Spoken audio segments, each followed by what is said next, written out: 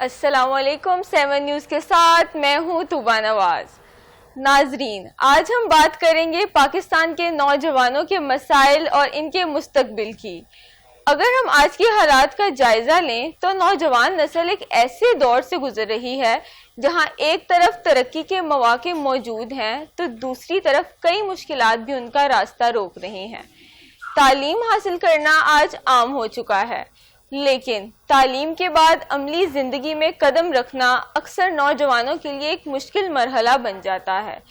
سب سے بڑا مسئلہ روزگار کا ہے، جہاں ڈگری کے باوجود مناسب مواقع آسانی سے نہیں ملتے۔ مہنگائی، گھریلو ذمہ داریاں اور معاشرتی توقعات بھی دباؤ بڑھاتی ہیں۔ کئی نوجوان ایسے بھی ہیں جو اپنی صلاحیتوں کے باوجود درست رہنمائی نہ ملنے کی وجہ سے اپنی منزل کا تعین نہیں کر پاتے۔ لیکن اگر ہم تصویر کا دوسرا رخ دیکھیں تو یہی نوجوان ہمت نہیں ہار رہے۔ آج بہت سے نوجوان اپنی محنت کے بل پر نئے مواقع پیدا کر رہے ہیں۔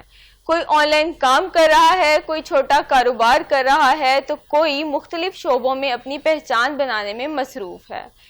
نہیں ہے نا امید اقبال اپنی کشتے ویراں سے، ذرا نم ہو تو یہ مٹی بہت زرخیز ہے ساقی۔ یہ اس بات کی عکاسی کرتا ہے کہ ہمارے نوجوانوں میں آگے بڑھنے کا جذبہ موجود ہے۔ ناظرین، اس وقت سب سے زیادہ ضرورت ہے کہ نوجوانوں کو درست رہنمائی دی جائے، تعلیم کو عملی تقاضوں سے جوڑا جائے اور ایسے مواقع فراہم کیے جائیں جہاں وہ اپنی صلاحیتوں کو بہتر انداز میں استعمال کر سکیں۔